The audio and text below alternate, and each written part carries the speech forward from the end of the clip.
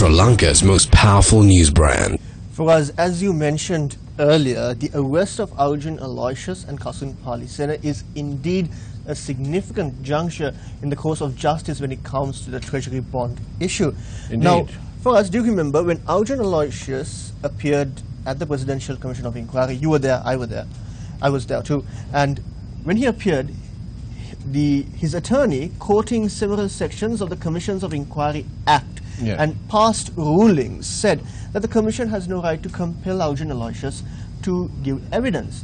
And then following the next day, the Commission said that they cannot compel Aloysius to give evidence. And when they asked him, are you willing to give evidence, Aloysius said he is not willing to give evidence. But the Commission did ask him to consider carefully his refusal, because that later on in any court proceedings that he would be forced to give evidence.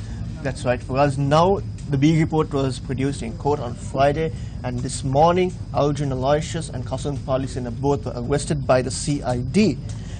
But they have to be grilled to expose exactly what happened, and everything must be exposed in court. Now the police have clearly shown their commitment towards ensuring that justice is meted out on this matter. That's right, Zulfik.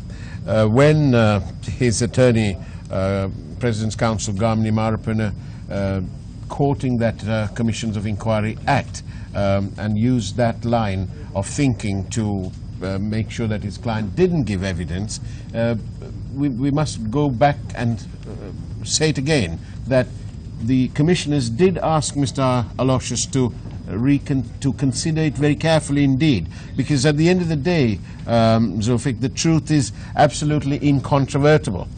Malice may attack it, ignorance may deride it, but at the end, there it is, the truth. And also for us, the commissioners told Arjun Aloysius, be very mindful, because one day if you have to go to court, you will definitely have to speak in court. Now for us, let me ask you a question that we've been posed most of the times. Indeed. Although Arjun Aloysius and Kasun Palisena were arrested today, the question is, who is the mastermind behind the central bank bond issue? And when you lay out the incidents, it is clear who is at the topmost position of this central bank bond issue. As to who is hiding behind Aloysius and Palisena and Mahendran. In fact, the very person who has been defending Mahendran ever since the bond scam took place at the Central Bank of Sri Lanka. Now, what was the first step for this bond scam?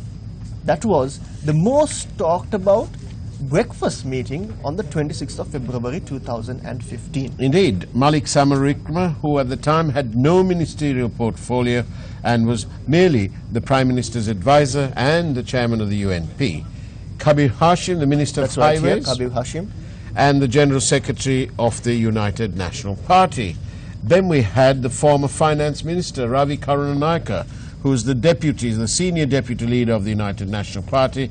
And of course we had the hand-picked choice for governor, Mr. Arjuna Mahendran, hand-picked by Mr. Wickramasinghe himself. Now for us, the first ever clarification of this meeting, I believe is the first of its nature to take place, was made by the Minister of Economic Affairs, which is the Prime Minister's ministry. Now they said this meeting took place to discuss payments for road development projects, unsolicited road development projects that had taken place during the previous regime. Indeed. At the same point, at the Commission and under oath, we must recall what the Deputy Secretary of Treasury, Mr. Artigala, said. He said under oath that there was no such requirement. Indeed, for us now at the Commission, these two gentlemen right here, Malik Samaravikrama and Kabir Hashim, it is only the commissioners who questioned them. We did not see Senior Additional Solicitor General Dapula G. Libera, Additional Solicitor General Yasanta Kodagoda, or any member of his team given the opportunity to question these two gentlemen. And they were only questioned by the commissioners, weren't they? Indeed, they were only questioned by the commissioners. And then for us, when the Prime Minister came before the Commission, mind you that he was first sent a questionnaire by the Commission, and then he responded by an affidavit. That's right. Now, when the Prime Minister came for us, guess who asked the questions? It was the Attorney General himself. It was the Attorney General himself. So the question now the people pose to us is, could Arjun Mahendran and his son-in-law Arjun Aloysius pull this off on their own? Well, that is a big question. Many people would agree that they couldn't have pulled it off without some form of political patronage. Now for us, if you take a look at the sequence of events, ever since the bond scam was exposed, the first committee to investigate it was the Peter Pinner committee appointed by the Prime Minister himself with Yes. three party loyalists who are lawyers. Indeed. Now, with that committee, the Prime Minister defended Arjuna Mahendran not once, not twice, on several occasions regarding the bond issue. Even when Mahendran vacated the post of governor, he defended Mahendran in Parliament, saying, look, he has not fled the country, he has just gone for a wedding, Indeed. and he will be back. Indeed, indeed.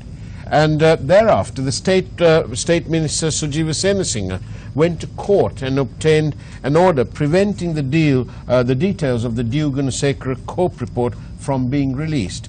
Mr. Senasinghe even wrote a book, didn't he, Zulfik? Yes, and for us, be mindful that the book was published way before the second Cope inquired into this matter, and that's where we come into a very interesting part, which we will come into next. Indeed. But before that, the second Cope, the chairman of Cope, Sunil Hanunetti, once stormed out of the sitting, saying that he can't do this. He was under so much of pressure. Indeed. And why?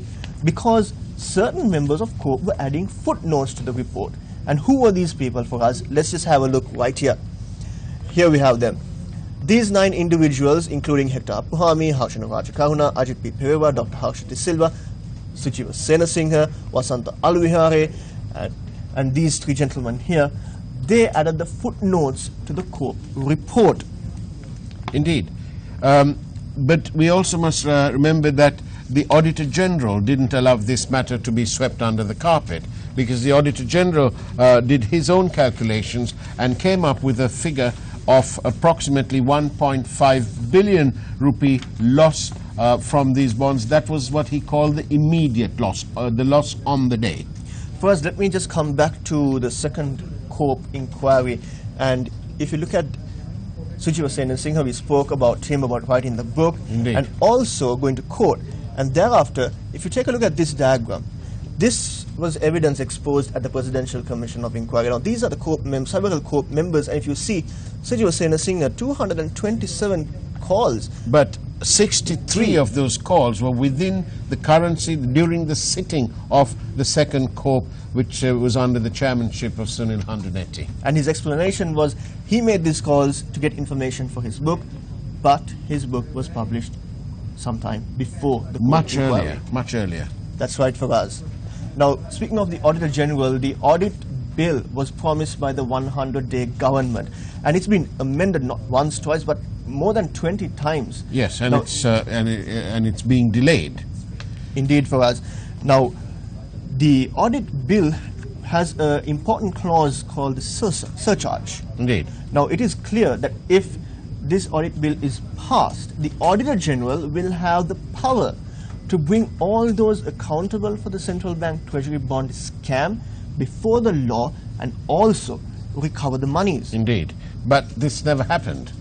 That's right for us. And we must praise the Auditor General for his tireless work in exposing these treasury bond scam, because it was his report that was the fundamental basis for the second Cope inquiry as well. And we must also remember, Zulfik, that during the Commission hearing, some claimed that their families were close friends for many decades, and one said he had only spoken to Aloysius once, but several hundreds of telephone calls had been actually made between these people.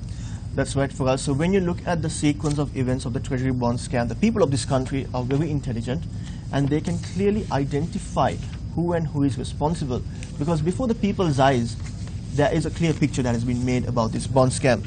Now for us, we were the first to break the news that Arjun Aloysius and Kasun Palisena were arrested. Now, many people ask us, how did we get to know this? Well, we have an answer for that. Unlike certain others, Newsfirst has the skill and expertise to be able to not just report in depth, expose corruption, but also to break the news in ways others cannot even begin to imagine. Our teams work hard and are able to uncover information relevant to the public, and they do so day and night. The trust in our reportage has led to key pieces of information voluntarily being handed over to us by members of the public. You are our eyes and ears, and it is our duty to report for you. With that, we move into another news report relating to the bond issue. Now, the Island newspaper, quoting sources, reports the government is in the process of formulating a bill to provide legal provision for a court of law to accept the evidence given before the Presidential Commission of Inquiry into the Treasury bond issue and the Presidential Commission of Inquiry appointed to investigate large-scale fraud and corruption. Let's have a look at that news item. The newspaper report states that the bill is to be incorporated into the Bribery and Corruption Act following the conclusion of the local government election. According to the existing legislation, evidence given at a Presidential Commission of Inquiry is not accepted in a court of law. The report further states that if the bill is approved by Cabinet and Parliament, it would pave the way for those named as accused in the two commission reports to be indicted in a special High Court which has received Cabinet approval. The Commission of Inquiry Act is very clear when it says that none of these investigations or the evidence could be used in a criminal court and as evidence against the suspects. If that is permitted to stay in the statute book, this will take another at least 10-12 months for the CID to finish complete investigation. It's a long drawn out thing. Record statements, get the witnesses to the police station.